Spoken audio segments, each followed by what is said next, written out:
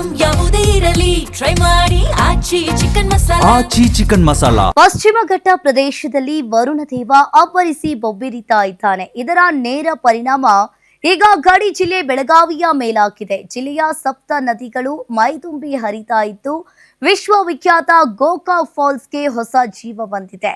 ಇನ್ನು ಒಣಗಿ ಹೋಗಿದ್ದ ನದಿಗಳನ್ನ ಕಂಡು ಕಣ್ಣೀರಿಡ್ತಾ ಇದ್ದ ರೈತರ ಮುಖದಲ್ಲಿ ಈಗ ಮಂದಹಾಸ ಮೂಡಿದೆ.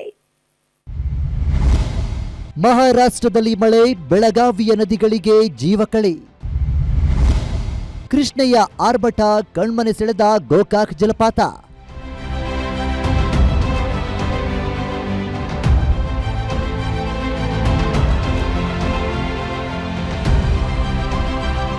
ಪಶ್ಚಿಮ ಘಟ್ಟಗಳು ಹಾಗೂ ಮಹಾರಾಷ್ಟ್ರದಲ್ಲಿನ ಮಳೆ ಕೃಪೆ ಕೊನೆಗೂ ಬೆಳಗಾವಿಯ ಪಾಲಿಗೆ ವರದಾನವಾಗಿದೆ. ಕಳೆದ ಕೆಲವು ತಿಂಗಳುಗಳಿಂದ ಬಣಗುಡುತ್ತಿದ್ದ ಕೃಷ್ಣ, ಘಟಪ್ರಭಾ, ಮಲಪ್ರಭಾ, ಹಿರಣ್ಯಕೇಶಿ, ವೇದ ಹಾಗೂ ದೂದಗಂಗಾ ನದಿಗಳು ಈಗ ಗಾಂಭೀರ್ಯದಿಂದ ಹರಿಯುತ್ತಿವೆ. ವಿಶೇಷವಾಗಿ ಚಿಕ್ಕೋಡಿಯ ಕಲ್ಲೋಳ ಭಾಗದಲ್ಲಿ ಕೃಷ್ಣೆಯ ಆರ್ಭಟ ಕಣ್ಣಿಗೆ ಅಬ್ಬದಂತಾಗಿದೆ.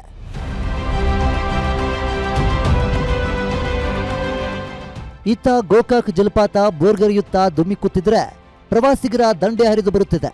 ಆದರೆ ಪ್ರಕೃತಿ ಸೌಂದರ್ಯದ ಜೊತೆಗೆ ಅಪಾಯವೂ ಇರೋದ್ರಿಂದ ಅರಣ್ಯ ಇಲಾಖೆ ಕಣಕುಂಬಿ, ಚಿಕ್ಕಲೆ ಹಾಗೂ ಬಟವಾಡೆ ಜಲಪಾತಗಳಿಗೆ ಪ್ರವಾಸಿಗರ ಪ್ರವೇಶವನ್ನ ಕಟ್ಟುನಿಟ್ಟಾಗಿ ನಿಷೇಧಿಸಿದೆ.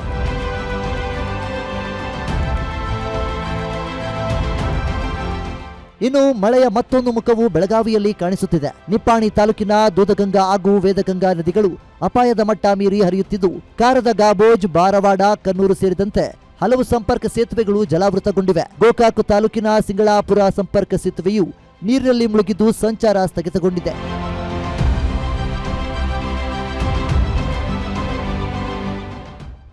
ನಗರ ಪ್ರದೇಶದಲ್ಲಿಯೂ ಮಳೆ ಅವಾಂತರ ಸೃಷ್ಟಿಸಿದೆ. ಅಶೋಕನಗರ ಹೋಲ್ಸೇಲ್ ಹಣ್ಣಿನ ಮಾರುಕಟ್ಟೆ ರಸ್ತೆಯಲ್ಲಿ ಭಾರೀ ಗುಂಡಿಗಳು ನಿರ್ಮಾಣವಾಗಿ ವಾಹನ ಸವಾರರು ಪರದಾಡುತ್ತಿದ್ದಾರೆ. ರಸ್ತೆ ದುರಸ್ತಿ ಮಾಡದ ಅಧಿಕಾರಿಗಳ ವಿರುದ್ಧ ಸಾರ್ವಜನಿಕರು ಆಕ್ರೋಶ ವ್ಯಕ್ತಪಡಿಸಿದ್ದಾರೆ.